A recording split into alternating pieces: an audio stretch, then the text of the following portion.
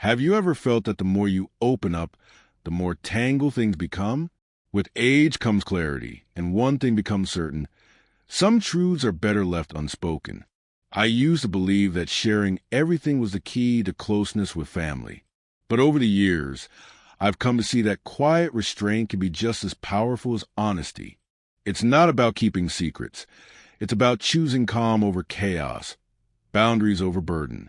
After 65, you've earned the right to guard your peace and keep a few corners of your life just for yourself. In this video, I'll share 5 things that, in my experience, are best kept to yourself if you want to avoid unnecessary stress and keep your relationship strong. If you value your independence and emotional freedom in your later years, this message is for you. So, stay with me till the end. And if this resonates with you, don't forget to subscribe, hit that bell, and join our growing community of wise, kind-hearted seniors. Let's get started. Number 1, financial decisions and assets. If there's one lesson I've learned over the years, it's this: not every truth needs to be told in full, and that includes your finances. As we get older, we naturally want to avoid confusion or tension with our family. So, it might feel like the right thing to do is to be fully transparent. How much we have in savings, what we set aside for the future, how our investments are doing. We think, if I lay everything on the table, there won't be any surprises later. But in reality, that openness often opens a door to something else: interference, unsolicited opinions, and even subtle pressure, especially when different generations have very different views about money. I once knew a woman named Joyce, an elegant, soft-spoken 78-year-old who had spent decades building a modest nest egg through hard work and frugality. She had 3 grown children. One day, wanting to be open, she shared her financial plans with them, thinking they would be relieved that everything was in order. Instead, the questions started rolling in. Are you sure you should be living in such a big house? Wouldn't it be better to invest differently? Have you thought about gifting now instead of later? Her daughter even brought over a financial advisor, uninvited, to look things over. What started as an act of transparency turned into a constant stream of input. Joyce went from feeling in control to feeling watched. That's the danger. The moment you reveal too much about your finances, especially without a clear boundary, you risk losing the very independence you've worked your whole life to maintain. Even well-meaning family members can unintentionally overstep, thinking they're helping, when really they're chipping away at your peace of mind. And in less fortunate situations, people who were once distant suddenly take an interest in your money, not in you. We've all seen it happen. A cousin who never called is suddenly checking in. A grandchild shows up with questions about your will. It's not always malicious, but it can feel unsettling. That's why I tell my peers this. It's okay to keep some things to yourself. You are not being secretive. You're being wise. You have every right to protect the details of your finances. You don't owe anyone a spreadsheet of your accounts. You don't need to explain every purchase. And no, you certainly don't need to defend your decision to take a vacation, buy a new couch, or upgrade your hearing aids. This doesn't mean you shouldn't plan ahead. In fact, it's smart to have your estate in order. Make sure you have a trusted power of attorney. Create a clear will. Choose someone responsible to communicate with when the time is right. But sharing every detail prematurely can shift the dynamic from your family trusting you to manage your life to them managing it for you. Because once that door is open, it's hard to close again. If you ever felt like someone is watching your wallet more than they're watching out for your heart, that's a red flag. If you start second-guessing your purchases because you're worried what others will think, pause. That's not how you should be living your golden years. You've earned the right to make your own choices without justification. You've built your financial future through a lifetime of effort, and the person most qualified to decide what brings you joy, comfort, or security is you. So, let me leave you with this thought. Privacy is not secrecy, it's protection. Protect your peace. Keep the conversations around money thoughtful and measured, And only invite people in when you're sure they'll respect your boundaries. Your independence isn't something you should have to explain or defend. It's something you've earned. Now protect it, just like you protected everything else you value in life. Number 2, health concerns that are not urgent. As we get older, it's natural for the body to have its ups and downs, a little joint pain, a rough night's sleep, or feeling more tired after a long day. These things come and go as part of aging, and it makes perfect sense to want to share those moments with your children or grandchildren. After all, they care about us. We want to feel connected, and we believe that sharing shows trust. But there's a fine line between keeping loved ones informed and overwhelming them with every small ache and discomfort. Sometimes, sharing too much can lead to unnecessary worry, stress, or even an unintended shift in how people see us. I remember a friend of mine, Tom, 74 years old, still active and full of life. One day, he casually mentioned having sore shoulders after gardening. The next thing he knew, his daughter had booked a doctor's appointment, called twice a day to check in, and even suggested hiring someone to help around the house. Tom wasn't angry. He knew it came from love, but he couldn't shake the feeling that suddenly everyone was treating him like he was fragile.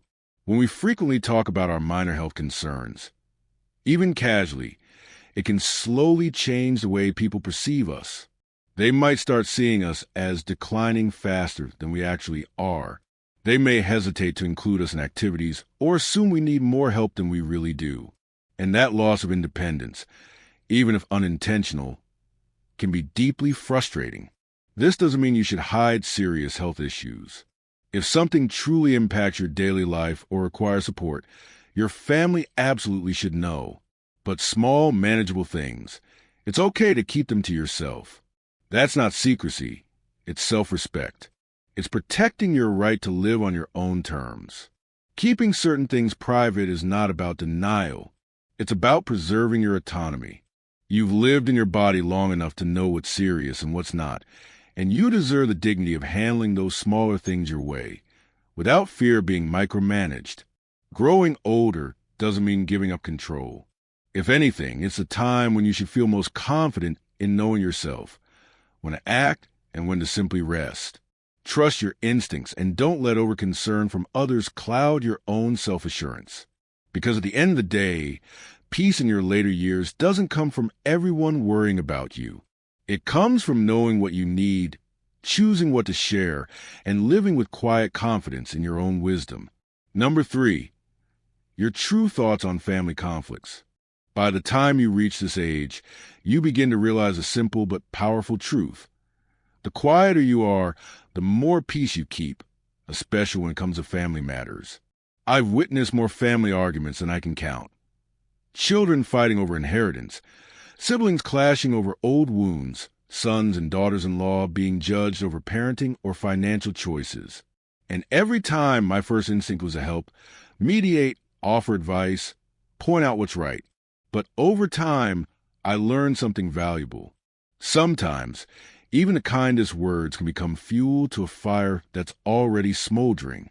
I remember a woman named Elaine from our reading club. She gently suggested to her daughter that her grandson should start picking up his toys. Just a simple, well-meaning observation. But within days, her daughter grew distant, stopped calling, and stopped inviting her over. That one comment, meant with love, was taken as criticism, and that distance, it never really closed again. We older folks often become the casualties of battles we never asked to be part of. You try to mediate an argument between two children, and suddenly they both accuse you of taking sides. You offer a small opinion about your son-in-law, and your daughter stops sharing things with you. You try to help two relatives find common ground, and end up being blamed when it falls apart. Whether your words are soft or honest, if the listener is hurt or defensive, your message can be twisted. The hardest part? When the fight is over, they often remember what you said more than what caused the problem. And they hold on to that, sometimes forever. So let me tell you this, from one seasoned soul to another, silence is not weakness, it's wisdom. You don't need to fix everything. You don't need to take a side. You can simply say, I'm sure you'll find a way to work it out. You can smile, step back, and protect your heart from unnecessary stress. And most importantly, you can keep your thoughts to yourself without guilt. At this stage of life, we've learned that speaking from the heart doesn't always lead to understanding. Sometimes, holding your tongue is the kindest way to love, because it respects their right to learn, grow, and make mistakes on their own. Let your children find their own way. Let your family evolve. Be calm in the storm, not because you're avoiding conflict, but because you've outgrown the need to get involved in every fire. Your peace is too precious to trade for temporary validation. And above all, remember, you've earned your peace. Don't let anyone, especially family drama, take it from you. If you found these insights valuable, let me know by commenting yes below. Your thoughts matter, and I'd love to hear from you. Number 4, your regrets about the past. There's something no one really teaches us about growing older, how to live with the things we can no longer change. All of us carry regrets. I wish I had slowed down. I wish I'd chased my dreams. I wish I had spent more time with family. These thoughts are deeply human. But you know what? Not every regret needs to be spoken aloud, especially not in front of the people you love. I once knew a woman named Linda, a lifelong caregiver and devoted mother. One day, while chatting with her daughter, she casually said, I wish I hadn't given up my career. She meant no harm, but what her daughter heard was, you weren't worth the sacrifice. That one sentence, spoken in passing, quietly created a distance between them.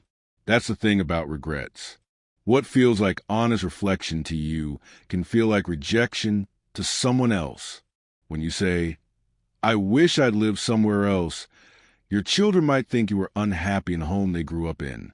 When you speak about an old friend or a long-lost opportunity, your family might wonder if they were never enough. And when you frequently dwell on what could have been, it can make them feel like they're part of a life you didn't fully want. There's also this. The more you share your regrets, the more others may begin to see you as someone stuck in the past, rather than someone still living fully in the present. That perception can change how they treat you, with more hesitation, more caution, more emotional distance. I'm not saying you should bottle everything up. Our memories and reflections have value, and sometimes they offer lessons worth holding on to. But some of those lessons are best kept for our own quiet understanding. Not because we're hiding something, but because we're choosing to protect the peace in our relationships. Instead of saying, I wish I had tried saying, I've learned a lot from that journey. It carries gratitude instead of sorrow, and it honors your story without putting a burden on anyone else. You don't have to suppress your emotions, but you do have the right to choose what you share and when. Because the truth is, peace in our later years doesn't come from rewriting the past, but from the grace we show ourselves and how we live with it. Number 5, the full extent of your financial situation. Growing older teaches us many things, but there's one lesson I wish someone had told me sooner. You don't have to share everything, especially when it comes to money. Finances are a double-edged sword in any relationship, and in families, they carry even more weight. Money can create gratitude, but it can also stir up jealousy. It can open the door to heartfelt support, but it can just as easily breed entitlement. And once you've shared too much, there's no taking it back. Here's a quiet truth to reflect on. Once people know you have enough, they start seeing you differently. Sometimes, even without realizing it, they begin to expect things: support, gifts, inheritances. Questions that seem innocent like, why not downsize? Or, are you planning to leave something for the grandkids? Might be dressed up as concern, but they often cross boundaries.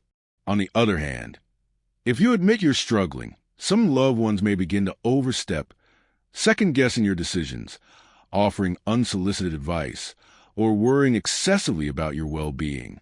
What begins as concern may slowly erode your independence. True freedom in old age isn't just about how much you have. It's about having the final say in what you do with it. When you overshare the details of your savings, investments, or financial plans, you're not just revealing numbers. You're inviting pressure, opinions, and sometimes judgment. Many believe full transparency avoids misunderstandings. But misunderstandings can be cleared up. Entitlement, once planted, rarely goes away. And when people begin to see your wealth instead of your worth, it's hard to return to the relationships you once had. That doesn't mean you should keep secrets. Having an executor or financial advisor is wise. But beyond what's legally necessary, be selective. Privacy is not secrecy, it's protection. Think about this. Real respect doesn't come from knowing your net worth. It comes from knowing that no one else has control over it. And if someone in your family only shows interest when money is mentioned, maybe it's not your heart they're after, but your wallet. Protecting your financial privacy isn't about mistrust. It's about peace of mind, personal dignity, and maintaining the life you've worked hard to build. In the end, a joyful retirement isn't defined by how much you can give, but by how freely you can live on your own terms. As we wrap up, I want you to take a quiet moment to breathe and reflect. You spent a lifetime caring for others, raising children, keeping the peace, offering support. But now it's your turn. At this stage in life, peace isn't a luxury, it's your right. And sometimes, the best way to protect it is by keeping certain truths tucked safely in your heart. Not out of fear, not out of secrecy, but out of wisdom. Ask yourself, what truly deserves to be shared, and what deserves to be protected? Your peace of mind, your independence, and your joy are worth guarding. You've earned the right to live the rest of your life with clarity, calm, and confidence. If this video touched your heart, please subscribe, and share with someone who might need these gentle words today. And in the comments, tell us, what's one truth you're choosing to hold quietly for yourself from now on? We read every message, and your story could bring comfort to someone else. Thank you for spending this time with me. Until we meet again, guard your peace, honor your journey, and remember, you've earned the right to live gently on your own terms.